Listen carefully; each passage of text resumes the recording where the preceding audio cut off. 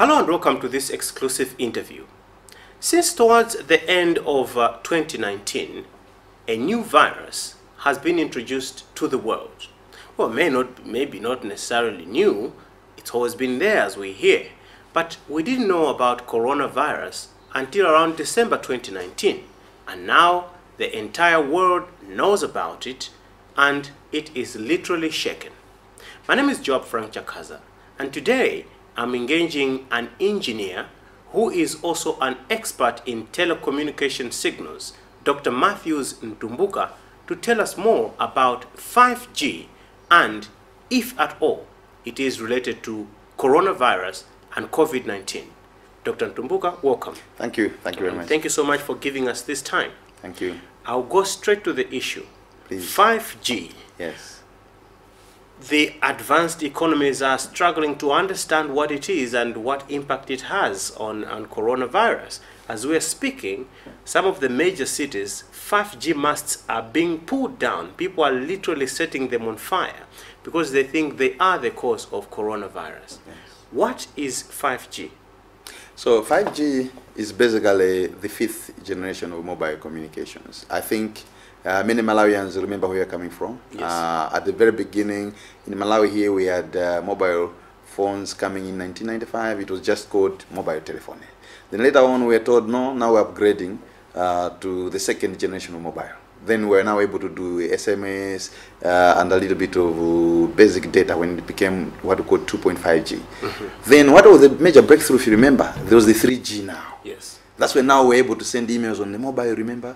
We could browse Google on the mobile. Remember before we couldn't do mobile, we couldn't do Google. Huh? Yes. That was before 3G. Yes. So 3G helped us to have enhanced data on the handset, having email, Google, even a little bit of picture and things. Then we upgraded, you remember Airtel and even TNM a couple of years ago, saying now we introduce you to advanced mobile telephony, where you'll be able to send even video very fast. And that was the advent of 4G, if you remember. Mm-hmm. So if you look at all these generations, the main difference is increasing capacity for the mobile to do more, especially if you move from 3G to 4G. The speeds of download went up and even upload. 5G is the same, except that the jump from 4G to 5G is much bigger jump than it was from 3G to 4G. So 5G will be a lot faster. If a video was taking you maybe 2 minutes to upload, 5G will be a matter of seconds. It's already, gone, yeah. So that will what will happen. So 5G is a super fast technology that is coming. It's not yet in Africa, apart from 1 or 2 countries we'll talk about later.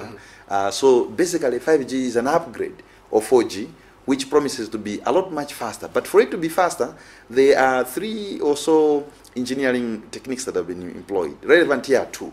First is that 5G is going to deploy a lot of antennas both on the tower and also on the mobile handset.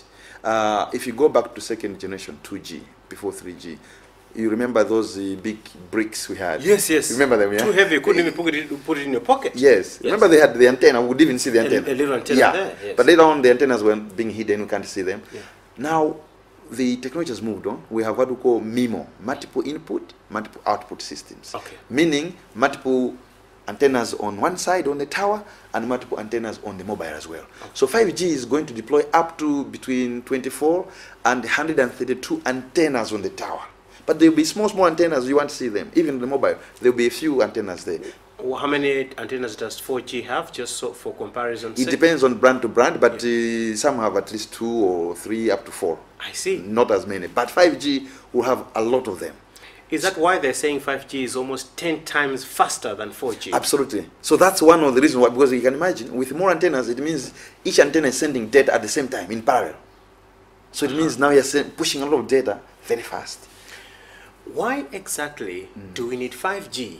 Aren't we okay with 4G? No, I think the reason is that we now have many devices. In the past, we only had one mobile phone connecting. But now you have a tablet. Yes. You have a laptop. Yes. On Wi-Fi, connecting to maybe Airtel or TNM. You have a mobile handset. There are many people connecting. But also, we'll be having devices talking to each other. Your camera could be talking to the mobile, could be talking to the laptop, so devices are talking to each other. So we need a lot of capacity. That's why 5G, and that leads me to the second way in which engineers have made 5G fast, is by changing the frequency at which 5G operates. Okay. 3 and 4G were operating in the lower frequencies. 5G is going to operate in the higher frequencies, 3 gigahertz, 4 gigahertz, even 24 up to 72 gigahertz. And that's where some people are jittery to say, look, you are going to operate at very high frequencies. Maybe that will be dangerous. And I'm sure we'll have a chat about that. So by having high frequencies, it means that 5G can have a lot of bandwidth, and therefore we can upload and download information much faster.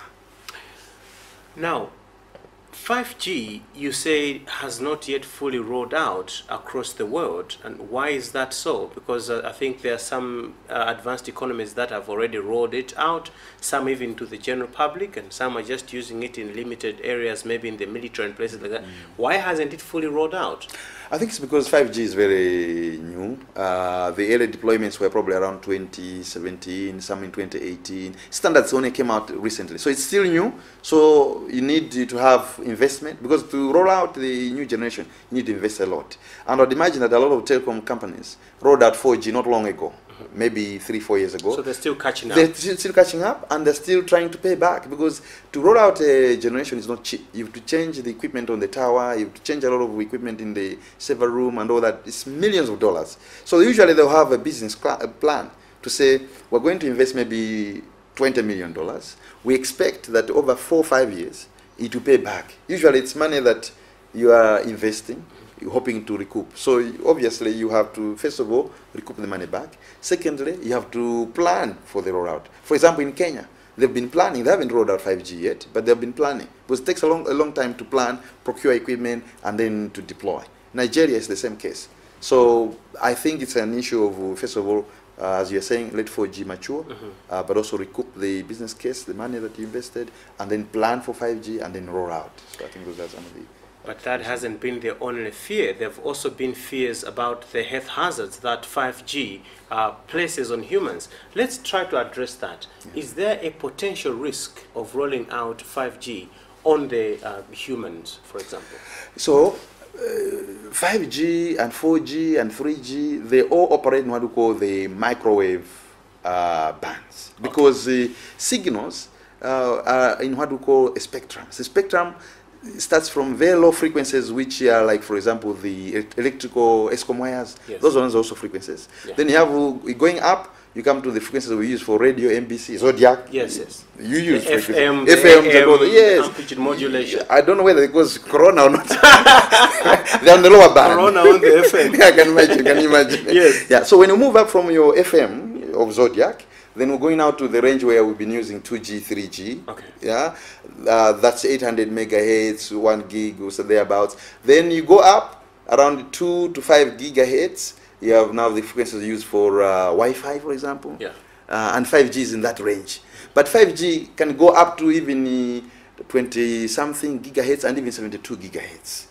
Now, in general, all the way up to 300 gigahertz, well above the 72 gigahertz, which is maximum for 5G. All those are safe in general. And the only effect that we know in science and engineering of the microwave signals is what we call the heating effect. Meaning, if you subject yourself to the Zodiac tower for a long time, your body will heat up a little bit because your body has a lot of water. Okay. Similarly, if you talk on the mobile for a long time, sometimes maybe you have felt your head is a bit heated up. I think if you talk for 2 hours, for example, you feel a little bit of heat in your body because the radiation from the mobile makes your body to heat up a little bit. Okay. So that's the effect that we know from microwave, from the microwave radiation. 5G would have the same effect. But the good news is that these things are controlled by standards. You have the International Commission for Non-Ionizing Radiation Protection. Yes. They put standards on how much power should be produced by the towers, by the mobile handset, and all that. Even 5G is controlled so that it is propagated within limits that are safe for human beings. So within those parameters, I think it should largely be safe. Let's get to the elephant in the room. Yes, the big elephant. And that is the issue of the coronavirus and the COVID-19, which is ravaging the world as we speak and has led people to start wondering what's going on. One of the major stories that has come up is that 5G has got a connection to coronavirus. I am not a technocrat, so I may not be able to explain this. But I just want us to examine some of the theories that are coming up one by one, and just to see if really there could be any veracity in this claim. The first one is that the virus is not necessarily the cause of the disease. What we are seeing as symptoms of COVID-19 are not necessarily symptoms coming from a virus that is in your body. This is the human body reacting to the radiation from 5G. And that's the first one that I want us to examine. Should we agree, should we accept that 5G somehow does play around with the DNA of an animal? No, that's scientifically not correct, because we have the spectrum of signals. And what we do know is that the 5G signals are well within what we call the non-ionizing radiation. Non-ionizing radiation means signals which, when they come to the human being or body, will not affect the atoms or molecules or tissue. The only thing they can do is to make them temperature go up a little bit because of the water content. So they don't change the structure or the DNA or the cells or the atoms, nothing. They don't interfere with the atomic structure of the human being. So for that reason, it cannot happen. Because, do you know what, Joab? If you go higher than the 5G signals in the frequency now, the next one will be the infrared, like the ones we see when you go to ShopRite, you know, the barcode reader, when you're scanning, yeah? Now, I would argue as a scientist, as an engineer, that if indeed 5G was to cause the coronavirus, those ladies and young men on the till should have had the coronavirus long ago, because those signals are much of higher frequency than 5G. Why are we worrying about 5G, which is much lower scientifically than the infrared, for example? What do you tell us about radio spectrum radiation, or radio frequency radiation, which I understand has got an effect on human bodies? Yes. No, the effect, it depends on the level. The level where 5G operates is microwave. The only effect is the heating effect, where your temperature can go up. When you go upper, beyond the infrared I was talking about, when you go to the X-rays, you know, when you go to the hospital, X-ray is very high frequency, millions of times higher than 5G. When you go to the hospital, when they need to do your chest X-ray or any X-ray, they ask you, Joab, when the last time you had X-ray? If you say last week, they say, no, we can't do. Remember, they do that, right? Yes. Because they want you to do one X-ray in about 10 to 14 months. If it is emergency, maybe 6 months, not lower than that. The reason is because the X-ray radiation is ionizing. It does impact your molecules, your atoms in the body. So they're afraid that if they expose you to too much X-ray radiation, indeed, it may affect you biologically. The heating that you are talking about, and I know you're putting that in very basic terms so that we can understand, but isn't it, can't it be to levels that are harmful to the human body, to a point where it starts causing effects like the ones that we're seeing in patients of COVID-19? Good question, Joab. That's very relevant. So what happens is, if the heating effect was big or over a long time, there could be indeed effects. We don't know exactly what the kind of effects will be, because we avoid that. And the standards are there. For example, the mobile handset, when you're speaking on it, there is a standard that any manufacturer of a mobile handset should manufacture a handset that will produce no more than 1.6 watts of power per kilogram of your brain body. So they've measured the biggest brain of a human being or head, and then they say, okay, based on that big head, you should not, or small head, you should not produce more power than that the head can absorb. So there's a limit that everybody complies with. Within that limit, the International Commission for Non-Ionizing Radiation Protection, Institute of Engineers in the world, as well as WHO, have agreed. This is official. They've agreed that these limits are safe for human beings to work with. In fact, even on 5G, if you go to WHO website, they have said 5G operates within microwave radiation, which we know is safe in general. We are still doing some research, but as far as we know, it is safe, they've said. The WHO, I'm happy that they set up a project since 1996, which continuously does investigations in the microwave radiation. So at least I think as a, not as an engineer, but just as a member of the public myself, I feel comfortable and safe that WHO, who have no interest in telecoms, are actually checking the safety of the mobile signals. Dr. Mathews Mtumbuka, our guest today in this exclusive interview, he is a registered engineer and he is also an expert in telecom signals and is telling us more about 5G. Stick around.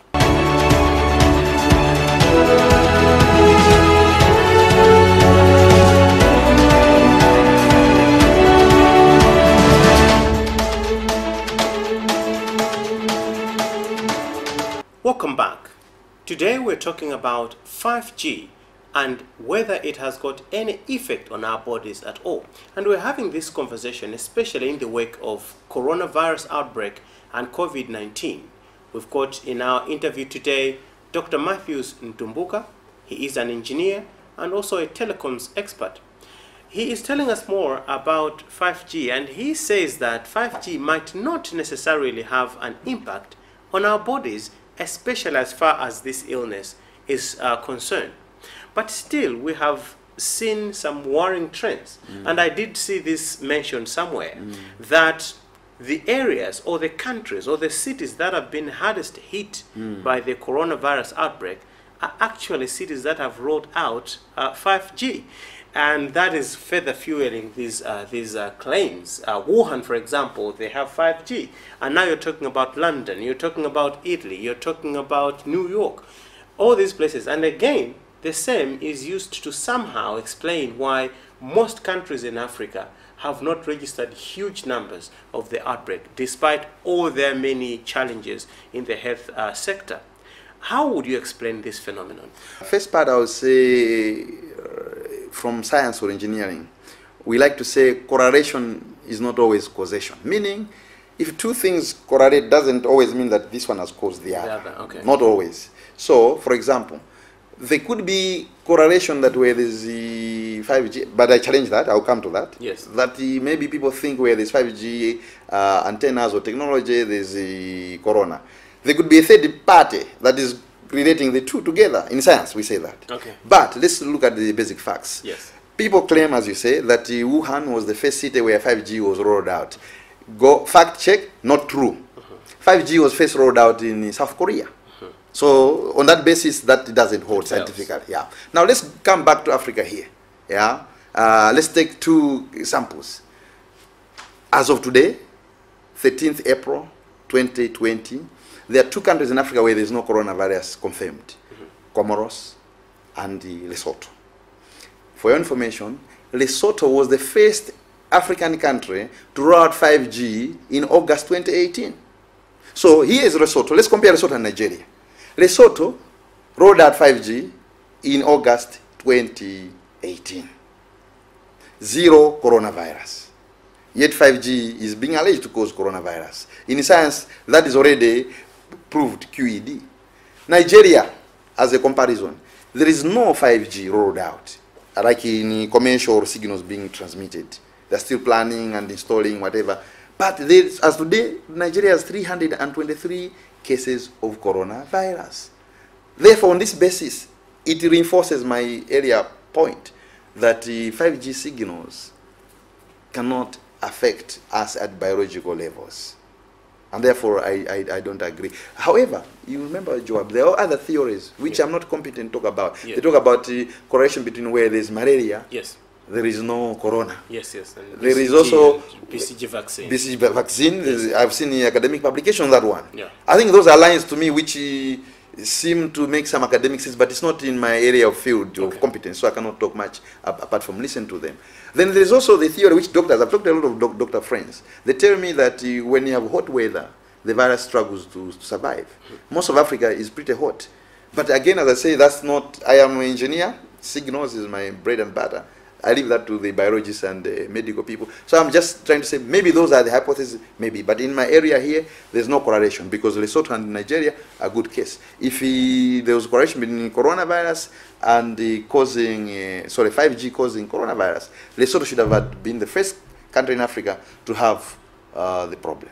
Some of the theories that we're grappling with now are being advanced, to be fair, by the religious community, especially Christians. And I just want us to unpack that a bit. Right. There is a belief that what is happening now is not out of chance. It's something that has been properly planned, and that probably this could be the beginning of the new world order, in which case humans are going to be given a chip.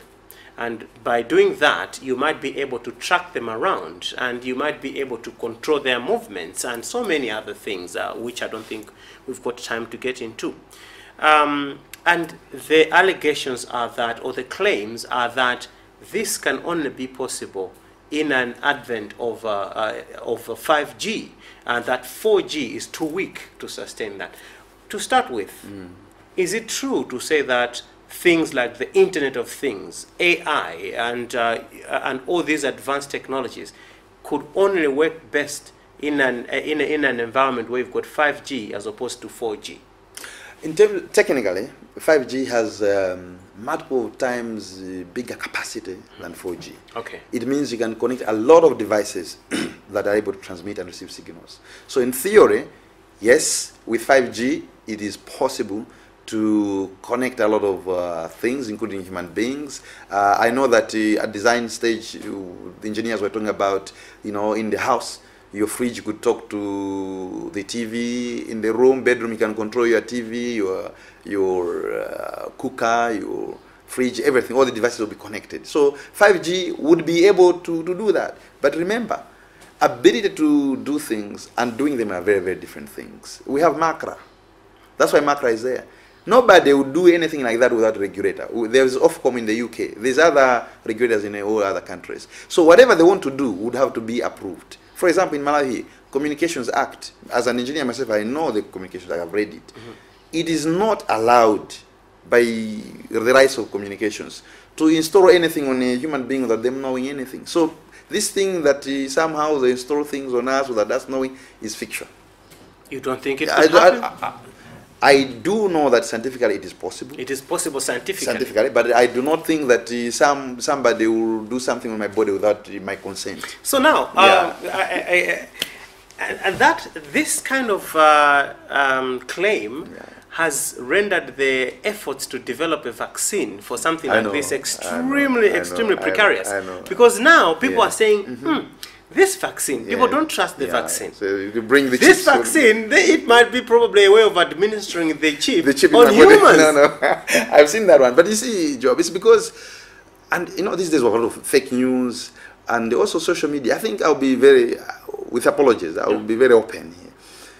In the social media, in the morning, somebody is an expert on politics. At midday, an expert in engineering. In the evening, he's a sports analyst. At night, he's a biologist. Tomorrow morning, he wakes up as a nuclear scientist. The same person. Now, people don't even know who is speaking what and what's their background. So people can even create, they connect things which are not connected at all. And when the expert comes in to try and explain, it's too late. That's what is happening. Well, it's not too late, because now we are lucky that we have you here to explain some of these things to us. One of the clips that has been going around on social media, and I'm sure you might have seen it, is, I think it must be an extract from a movie, is of this young lady who has a phone implanted in her hand, and she's able to answer her phone just like that. Is that possible? But it is, wow. As an engineer, I think it's futuristic. I think it will be possible. It will be possible. In theory, Yes. In theory, I think it will be, because I'll tell you, when I was doing research on 4G, my PhD was on boosting the capacity in 4G, and some of the stuff we did is being used in 5G, the principles. Okay. Now, I remember that I was looking at the future generations of mobile. The engineers are even saying, look, in the future, why don't we transmit voice, we transmit things, but why don't we even transmit smell? So at engineering level, they're even thinking beyond that. To me, that lady speaking like this is much simpler than transmitting smell. So in the future, your wife, if you're away from home for long, cooking, she might say, she's cooking, she'll taste, smell, she'll do that. And then you'll be able to smell, oh, it smells nice, I wish I was home. So in the future, that will happen. So science is not stopping. Science is going all the way. But, Joab, science will not do things without proper regulation, without controls. Never. There are things in science which are possible, but they are not out there because the laws don't allow, the human interaction doesn't allow, and this kind of thing. So there's nothing that comes by the back door. This I want to refute. That somehow things will happen to us without our consent, without us knowing. No, that cannot happen. One of the conditions that has made these claims thrive is how much the coronavirus has upset our social lives. True. And one of them is the limit on gatherings. And you can agree with me that the religious community has been hit hard because it thrives on large numbers of people converging. And the fact that they cannot be allowed to gather in such large numbers and, fellowship together It's a problem. has raised a lot of questions. Why should we not be allowed to gather? And that's how people are quick to think that this is probably the work of the devil. And I know that as a scientist, you may not want us to start discussing these things because, but still, I'm just trying to create a background from where we're coming from. True. So now, there have been claims that these lockdowns that we see are a deliberate mechanism to allow people to stay in their house and, don't pray as much as they do together. And then meanwhile, the New World Order is being rolled out. Oh, no, really? Yes, the masks are being put up and the vaccines are being developed and they'll be administered. These are real and present fears in the minds of people. What would be your comment on that? No, I think that to me is just conspiracy theory, because to me it's very clear what we've heard from the medical experts on how the virus... First of all, medical experts are saying the coronavirus was there in animal kingdom. Yes. Over time, it has mutated to have the ability now to infect a human being. So it's always been there. It has always been there in animals. And it came through the bats and all that, whatever. Remember also the SARS. SARS was also corona, remember? Yes. It's just a different type of corona. Yes. And then that begs the question also to say, maybe we can talk about it later. That was before 5G, no? Yes. There was a corona before. And it was Before 5G. So how come that corona affected the human being before 5G?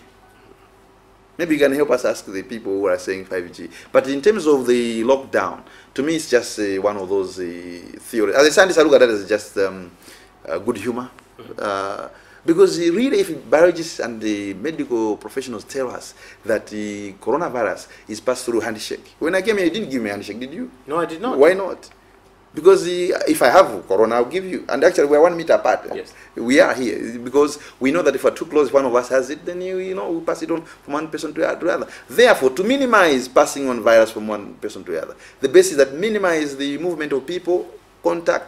People should stay home. Lockdown comes in to control that. And the lockdown is not forever. The lockdown is for a specific time until when they see that things are under control, then normal life begins. So I think, as a citizen myself, and as somebody who knows the aeromagnetic side, the signal side, I think that we need to be careful about propagating false rumors, because then they may feed wrong information into policy making. We need now to support the policy makers to make proper policies that help us to control coronavirus. Now, if people are talking about lockdown is wrong, it is caused by 5G, because in Malawi we don't have 5G. There's not even planning. TNM and Airtel are not where close to having 5G. If people believe that it's 5G, people will say, well, there's no 5G in Malawi, why worry about coronavirus? And then it will hit us amok, all of us. So I think we need to be very careful about these conspiracy theories, because they can really affect us badly. And to be too late before we realize we are wrong. As a way of winding up, do you see any correlation between 5G and the coronavirus? No, not at all, because 5G, the maximum effect it can have on a human being is the heating effect, where your body temperature may go up a little bit if you use a lot of the 5G signals over a long time. That's the maximum effect you can have. This is well proven over a long time. A lot of research has been done. When I was doing a PhD in Oxford, I was involved with the Ofcom, they're like MACRA of UK, where we did experiments on 4G to see whether there were any biological effect, and it was found that there was no biological effect. And 5G that has been deployed in China is working in the bands 2 to 5 gigahertz, not the very upper ones that people are fearing about. These are bands which even Malawi have used for Wi-Fi.